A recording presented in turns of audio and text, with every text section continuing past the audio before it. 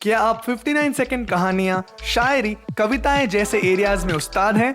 59 seconds में अपना talent दिखाने तुरंत ही वार्ता ऐप को इंस्टॉल करें और अनलिमिटेड ऑडियो रिकॉर्ड करके अपलोड कीजिए and be the voice of India.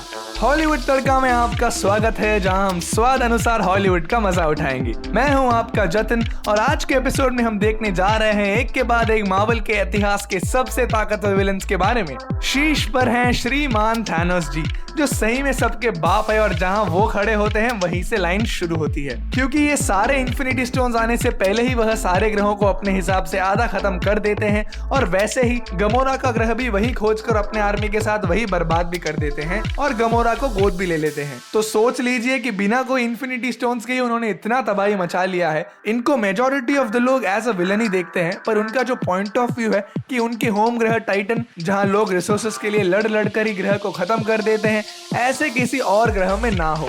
इसीलिए उन्होंने यह फैसला लिया और सभी ग्रहों में जाकर वो खुद तो नहीं कर सकते और इसीलिए उन्होंने गॉन्टलेट भी तैयार किया, जहां पर इन्फिनिटी स्टोन्स रखकर बस एक चुटकी में पूरे विश्व को आधा ह्यूमैनिटी खत्म कर सकते हैं। और उनका वही एम था कि कोई भी ग्रह के लोग रिसोर्सेस और खाने के लिए एक दूसरे के साथ लड़ना नहीं चाहिए। तो इसीलिए उन्होंने आधा ह्यूमैनिटी को मात दे दिया ताकि जो बचे हुए लोग हैं वो तो आराम से अपनी जिंदगी काट सके। उन्होंने इसमें रिच या पुअर का कोई डिफरेंस नहीं देखा और बस आधे लोग मर जाने चाहिए, बस यही एक लक्ष्य था। अब ऐसे सोच वाले को आप महान समझो या दुष्ट, बस अपने अपने पॉइंट ऑफ व्यू का अंतर है। दूसरे स्थान पर है सरतर। आपने इन्हें थॉर रैग्नारॉक मूवी में देखा होगा एज द फायर डीमन। उनका नॉर्मल रूप नहीं बल्कि उनके सर का ताज को जब वह रखते हैं अपने सर पर, तब उनका पावर तो मतलब बाप रे बाप। उस रूप में जब वो थैनोस के साथ ही यदि लड़ाई करते हैं तो फिर चांसेस थैनोस के हारने के ज्यादा लगते हैं। द इनक्रेडिबल हल्क को ही वह अपने छोटी उंगली से दूर फेंक देते हैं और अपने स्वॉर्ड से बस एक ही स्ट्राइक में पूरे एसगार्ड का ग्रह को विनाश कर देते हैं, क्योंकि इतने पावरफुल विलन है वो।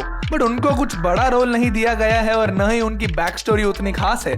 बस ओडिन उनके पावर्स को सब लेकर छुपा के रख देते हैं, बस यही कहा है। अगला सबसे पावरफुल विलन कौन है बोले तो थॉर की बड़ी बहना है, द गॉडेस ऑफ डेथ, हेला।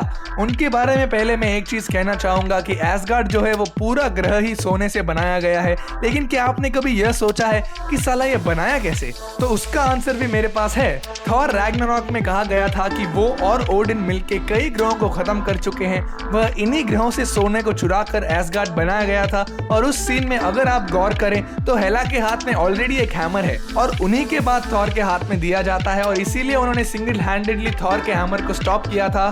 पर क्या वो लेटेस्ट थॉर का हैमर उठा पाएंगी?